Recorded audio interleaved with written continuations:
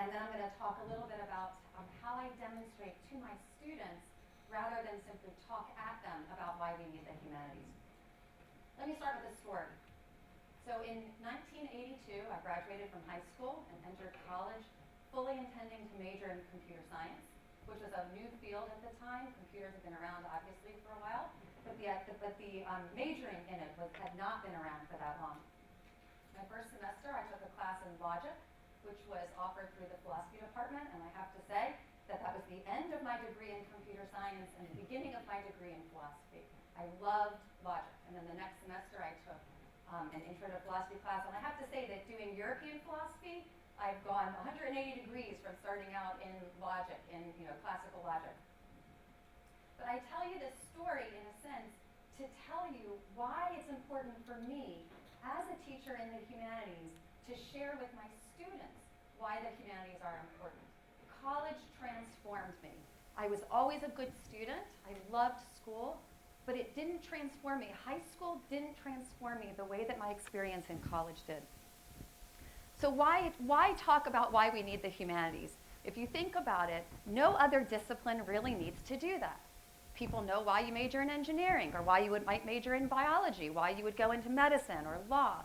But for some reason, if you major in any kind of humanistic field, whether it's English or philosophy, it's what are you going to do with that? Or you're going to sell me French fries at McDonald's, or whatever all the jokes are about the humanities. If you flash forward from the time when I was in high school and moving into college, in 2010, I'm now a professor in philosophy actually in women's and gender studies here at A&M. And 2010 saw a rise in the critiques of humanistic education. And in some sense, one could say that really it was a rise in the critique of higher education in general, but a lot of it was focused on the humanities. On the one hand, you had people who believed that the humanists don't do anything. Like, we don't produce anything, we don't even produce widgets, we produce nothing. On the other hand, you had people who were afraid of the humanities. So you have these interesting conflicting viewpoints. On the one hand, it's we don't do anything. On the other hand, they're afraid of what we actually do. My feeling about this, I was actually writing a book on this, and interestingly enough, one of the chapters in my books was on the limits of the humanities. And as I traced back the criticisms of the humanities, I literally took me back to Socrates, who I should have remembered anyway. For those of you who don't know, Socrates died in 399 BC from drinking the hemlock. Why was he asked to drink the hemlock? He'd asked way too many questions in Athens. Okay, so my feeling about this is that the humanities have never enjoyed an unfettered existence, and certainly not an unfettered existence inside the academy. So one might say then, okay, what are the defenses of the humanities? Why, if we're one of the few disciplines that needs to actually defend ourselves, what are those defenses? And they range from anything from the humanities make us better people, to they teach us critical thinking skills, it's good for leadership. I mean, all of those kinds of discussions come in.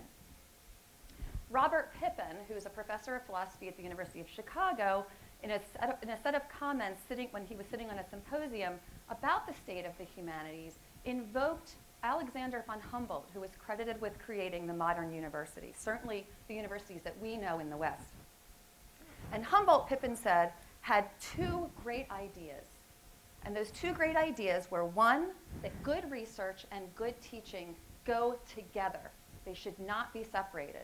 And in many instances, if you see something like a research institute, that is a site where they've been separated. So the joy and the greatness of a university is, in fact, that teaching and research go hand in hand.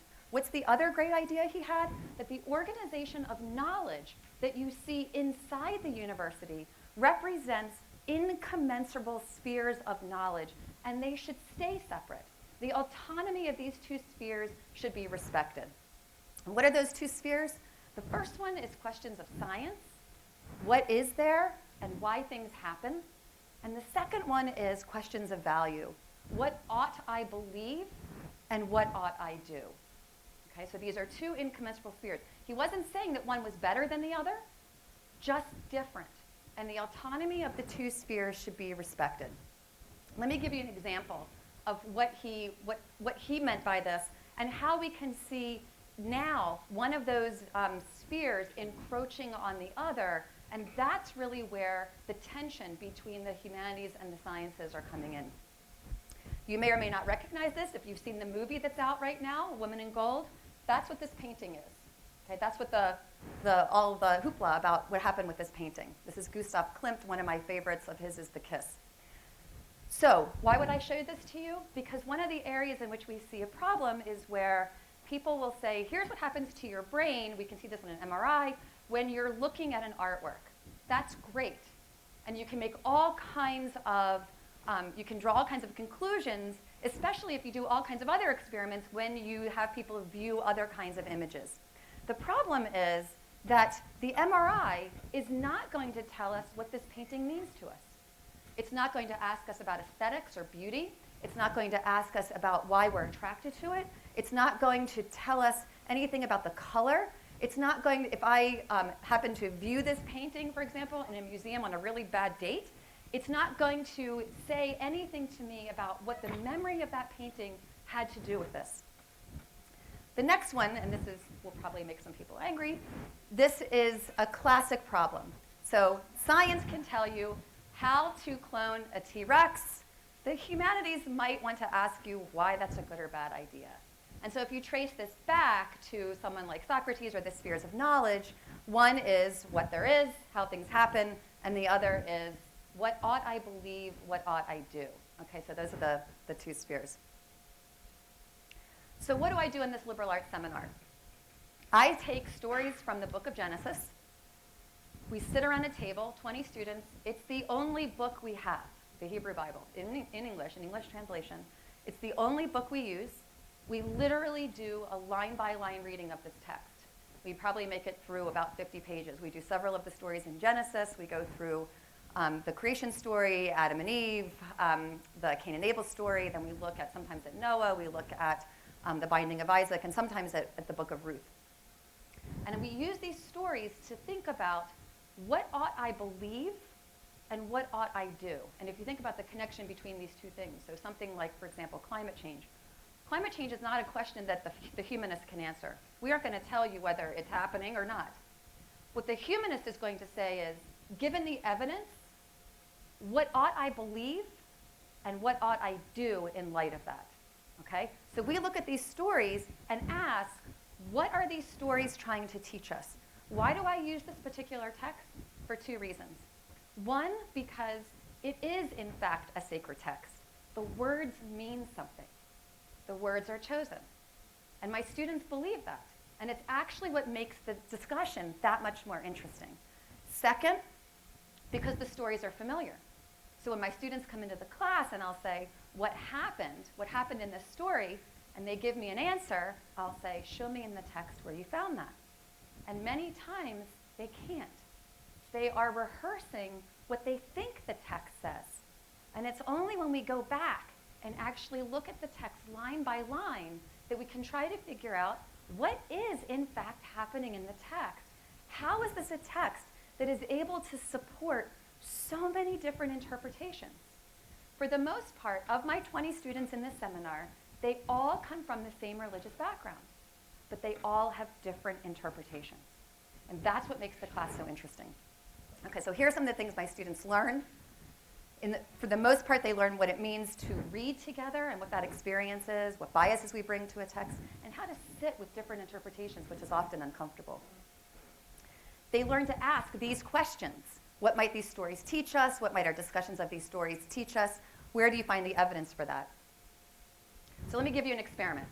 If you saw this, when I posed this is the very first day of class, within the first 5 minutes, I show this slide to my students and I say, if you saw this on a sign, what would you think the sign was telling you? And they all unanimously say, I'm not allowed in if I'm not a member. Then I say, okay, now you know why your teachers get on your case about punctuation. Now, all of a sudden, the meaning has changed, right? And nobody said anything when I showed them the previous slide. No one says, where's the punctuation? Now the meaning's different. In Hebrew, the grammatical structure includes no written vowels, no punctuation. A nightmare if you're trying to translate. Every time, unless my students are reading this in biblical Hebrew, every time they look at these stories, they are looking at a translation and they're looking at an interpretation because somebody entered in the punctuation and what the word is supposed to be. So think about what it means to have a language with no vowels. Spoken vowels, but no written vowels. It means that it's a root-based language. And if you alter what the vowel aspiration is, you've changed the meaning of the word. Okay? So every time they read it, there's an interpretation. So let me just give you a couple of examples of how this works. When God began to create heaven and earth, first thing my students notice, I always learn that is in the beginning. Okay, that is a perfectly acceptable translation. This is just a different one. What meaning changes? What's the difference in meaning? What does it mean to talk about origin? What does it mean to talk about infinity backwards? If you say when God began to create, it begins to look like all kinds of stuff was here before, and now all we're talking about is God creating just heaven and earth. Next one, the earth being unformed and void within darkness, et cetera, et cetera, et cetera. And we have a discussion of the water. But there's no mention of the water being created. If this is a story about the retelling of creation, why doesn't it mention that the water was created? Where'd that come from? So now my students are completely puzzled. A text that they thought they knew, and this is just within the first 50 minutes of class. A text they thought they knew, they're, as to quote my students, their minds are completely blown. They never looked at the text that closely to see what it might mean. The order of creation, we move from Genesis 1 to Genesis 2. And just to give you the short version of this, moving from Genesis 1 to Genesis 2, I'll say, what differences do you see? My students will say, usually they don't see the differences right away, but they will say something like, Genesis 2 is actually the detailed explanation of what happened in Genesis 1. Genesis 1 was just a blueprint, some raw design or an outline. So look at it again, look at it more closely, what do you see? And then they start to pick up on, oh my gosh, the human is created last in Genesis 1. In Genesis 2, the human's created first. What do we do with that? And the point that I'm trying to make here, when I walk into this class and teach this, work with my students on this, I'm not trying either to debunk the text or debunk religion. What I'm trying to help them see is actually how rich the story is. That if it's not about a chronological retelling, maybe the story's trying to teach us something else. And then the question becomes, what? What is it trying to teach us? What lessons can we learn from this? This often is their favorite one. This is a classic story of men and women over the years. The very bottom, the man said, that woman you put by my side, she did it, right? And so what they also notice is that this is the first time that we have some rejection of personal responsibility. That doesn't happen in Genesis 1. There's no communication between the creature, the human creature, and God. So these are just some of the differences that we begin to notice. The water's not created, the human's created last. The first human appears to be a hermaphrodite. In the second story, the human is actually separated between men and women. This is the story that always gets them the most interested, the first murder. We often talk about it as the first murder. So the first thing is just a linguistic name. There's all kinds of things you can talk about with this story. The hierarchy of labor, the farmer versus the shepherd, the different sacrifices, and the joke we often have is everybody likes to say Abel gave the best sacrifice, right? You know, that it was the choicest. But Cain went first, and I can tell you as someone who's going first right now, on the one hand, it's good because you don't have to see what anybody else is doing, but on the other hand, the fact that somebody else goes after I do, they're going to one-up me, right? I mean, I'm sure you've all been through this with class presentations. No one likes to go first. You want to see what somebody else did. And so all of a sudden now with my students, they're going, yeah, maybe Cain was actually the good one. He did the first offering. But it says Abel gave the choicest. The next one, Cain said to his brother Abel, said what? If someone came up to you, and this is the grammatical structure, if someone walked up to you and said, Susie said to Amy, you would say, yes? What did Susie say to Amy? That's the grammatical structure. But it never tells you what was said. All we know is that next they wind up in the field, and then something really bad happens. But we have no idea what happens in the field. And I'll tell you that my class is usually split on this. When I say, is Cain a murderer? In other words, we know he killed him. That's actually one of the few sentences in the text that's undisputable. Cain kills Abel. What we don't know is what led to it. And we certainly know from law that all kinds of instances where someone might be killed could be defensible. My students have no idea. And the class is usually split between he's a murderer, something really bad was to happen in there, or it was justified. Maybe Abel taunted him, something happened. We don't know. But for the students who will say that he was murdered, I'll say, what would count as murder? What could Cain have known? And again, it never occurred to them that something like, for example, the 10 Commandments, that doesn't come up until Exodus. So there's no moral education. We certainly can't rely on Adam and Eve. We already know what they're doing, right? Rejecting moral responsibility all over the place. So it's pretty clear that there wasn't some good parenting going on. But on top of that, it's not clear that anything's been codified. So how do we say that Cain was a murderer when, what was he expected to know? Now, I will say that, and this would get way too far off into something else, my students who actually still believe that Cain should have known it was wrong, I'm right there with them. And that's something that I actually work on in my contemporary French philosophy, but it's too complicated for me to go with my last 2 minutes here. So these are some of the things that come out of that story. I'm just going to run through them really quickly, but a whole series of questions comes out. It's a really rich story. But the big one is, though, what could Cain have known? Where does ethics come from? And that's then usually where this dialogue goes. We actually leave the text and just start raising that particular question. Where does ethics come from? This one we do just for good humor. By now my students know to ask that. Where did he get a wife? That wife was not created. Certainly doesn't say that she was created. So finally, I just want to end with this. My students learn an enormous amount. The one thing that they learned that didn't occur to them is sitting with one book for 50 minutes over the course of a semester is a joy. To read line by line with 20 students, just sitting with the one book, they never thought that could be so much fun. But what they really learn is how a plurality of ideas can enrich us rather than scare us. And that's, in a sense, what the humanities do.